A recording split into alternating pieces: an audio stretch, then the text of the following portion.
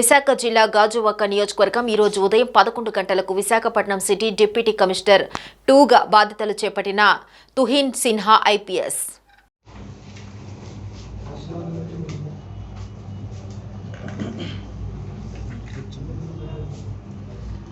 సతీబాబు గారు సైన్ చేశారు.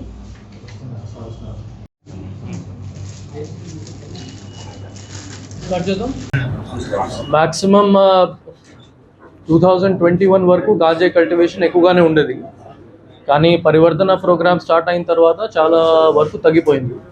Almost 95 to 96% కంట్రోల్లోనే వచ్చింది. కానీ ఇప్పుడు కూడా కొన్ని లొకేషన్స్లో గాంజాయి కల్టివేషన్ ఉండవచ్చు.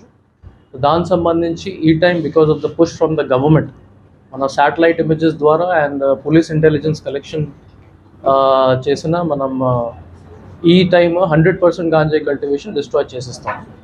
సెకండ్, కమింగ్ టు గాంజాయి ట్రాన్స్పోర్టేషన్, మీ అందరికీ తెలుసు is one of the main transportation roots.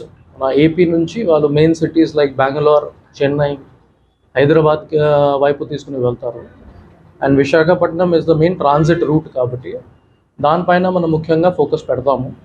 My experience in ASR district will come useful when it comes to curbing of ganjai transportation.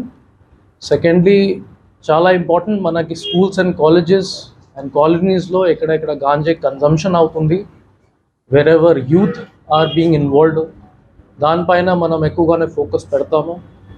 Regular raids, counselling, public awareness meetings కూడా పెడతాము.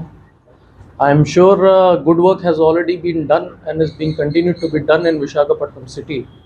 నేను వచ్చిన తర్వాత అదే ప్రాసెస్ నేను కంటిన్యూ చేస్తాను.